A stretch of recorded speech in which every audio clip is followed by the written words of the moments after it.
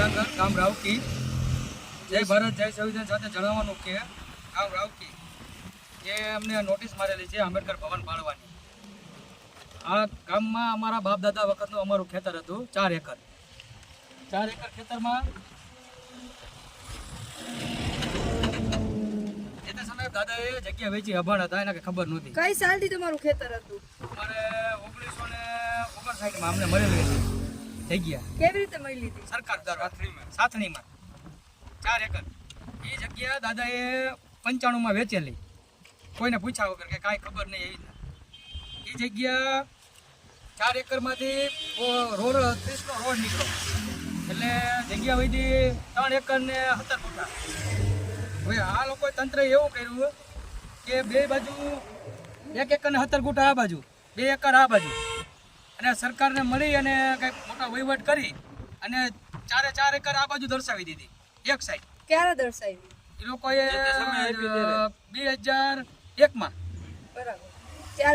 ત્યારબાદ અમે અમારા કબજામાં પડેલા જ હતા, રહેતા જ હતા.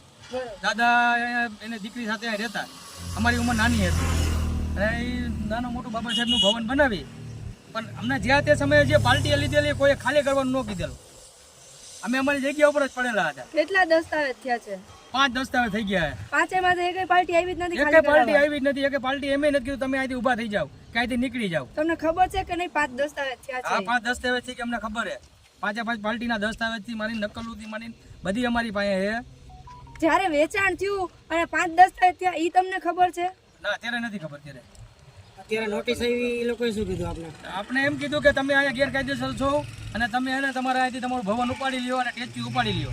તો આપણા કાગળિયા આપણી કમ્પ્લેટ છે ને ચોખ્ખું કીધું કે ભાઈ અહીંયા તો અમારી પણ 1 એકર ને 17 ગુંઠા તમારી અહીંયા બોલે, તો તમે અમને કેમ કહો? તો કે ના, કે બધી ઓલી બાજુ બોલાવી લીધી. એટલે આમાં તંત્ર અને મામલતદાર સહિત લોકોએ કાંઈ એની મિલીભગત હોય એ લોકોએ એનો વહીવટ કરી એક સાઈડ જગ્યા બોલાવી હવે અમને અહીંથી કાઢવા માટેનો એનો પ્રયાસ છે. અત્યારે જે આ જગ્યા રહી તમારી કેમાં ખરાબામાં ગણે છે? અત્યારે એ લોકો અમારી ખરાબામાં ગણે. બરોબર. અને જ્યારે જે આ તમારી માથે અત્યારે જે લેન્ડ ગેબરિંગ જે કરવામાં આવી છે તમારા ભાઈ માથે, એ લેન્ડ ગેબરિંગ કોણે કરેલ છે? આ લેન્ડ ગેબરિંગ પાછળ વાળા કરી નગર હકીકત સરકારને કરવી જોઈએ ને, સરકારનો ખરાબ હોય. પાછળ કોણ તો છે? પાછળ વાળા કોઈ પટેલ છે, ગામના જ છે, એને તૈયાર કર્યા છે. લોકો એ ખબર પડી ગઈ કે આ લોકોને ખબર પડી ગઈ કે આ વસ્તુ અહીંયા 1 એકર ને 17 ગુંઠાની પ્રોબ્લેમ એ માટે પાછળ વાળાને તૈયાર કર્યા. અને પાછળ વાળામાં આપણે એક નીચે નથી ગયા. તમારી શું માંગ છે હવે? અમારી માંગ અમારું ભવન એમ રહે અને આપણે એ ધારતા હોય તો એનો રસ્તો આપણે સાઈડમાંથી કાઢવા તૈયાર રહી. એટલે સરકારને અમારી એક રજૂઆત છે કે ન્યાય પૂરેપૂરો બેયને આપે. અત્યારે જે પાછળ વાળા રહ્યા એ તમારી પાસે રસ્તાની માંગ કરે છે? હા, રસ્તાની માંગ કરે. તમે રસ્તો આપવા તૈયાર છો? હા, અમે રસ્તો આપવા તૈયાર છે. કેટલા ફૂટનો રસ્તો આપવા તૈયાર છો? જેટલો માંગે એટલા દેવા તૈયાર છે. પણ છતાંય અત્યારે એ લોકો નથી માનતા. આશે તો તમે આગામી શું તમે પગલા લેશો? અમે તો બીજું ભૂખડતા લોકો બેસું કે આત્મવિલોપન કરશું. એવું કઈ ખરું ખરા કે તમે દલિત સમાજના હોવાના કારણે દલિત સમાજ જ નડે. આ સરદાર સરોવરનું ટેચ્યુ મેં કોઈ લોકો નડતું નથી.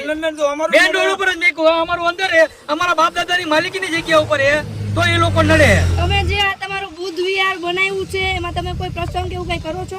સમૂહ લગ્ન કર્યા છે ભવનમાં. 14 એપ્રિલે અમારો હોય બુદ્ધ પૂર્ણિમાના દિવસે અમારા પ્રોગ્રામ હોય. ભજન મોટા મોટા કરેલા હોય અમારા અહીંયા.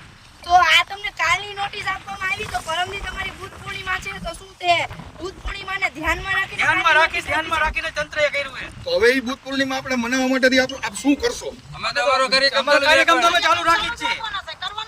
અને તમને કાર્યક્રમ નહીં કરવા દે તો તમે શું કરશો? અમે ભૂખ હડતાલ ઉપર બેસું, આત્મવિલોપન કરશું. પછીની માંગ શું છે તમારી? ન્યાય આપો અમને. ન્યાય નહીં મળે તો તમે શું? અમે તો બીજું હવે શું કરશું? હવે તો સરકારે આંદોલન. Okay okay. તમારા ઘરવાળા ઉપર છે અત્યારે લેન્ડ ગ્રેબિંગ નો કેસ જો છે, તો ક્યાં છે તમને ખબર છે? ના, મને નથી ખબર. 6 મહિનાથી ક્યાં ગયા મને નથી ખબર. તો અત્યારે તમે ક્યાં રહ્યો છો? તો તમે અત્યારે તમારા છોકરાઓને લઈને રહ્યો છો ક્યાં?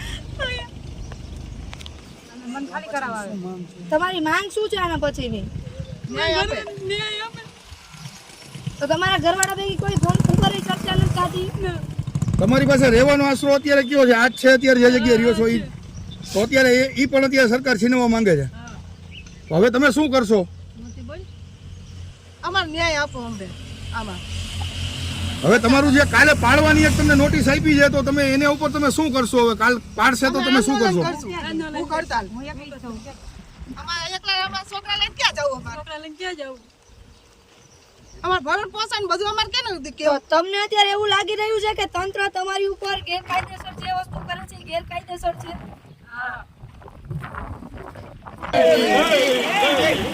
દાદા વખતની જમીન છે ને મારા છોકરા હું ક્યાં તમારો નારો લગાવો હવે.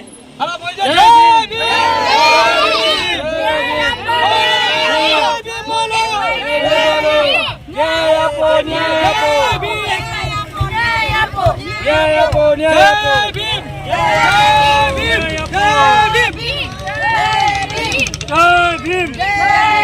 ડન, હાલો.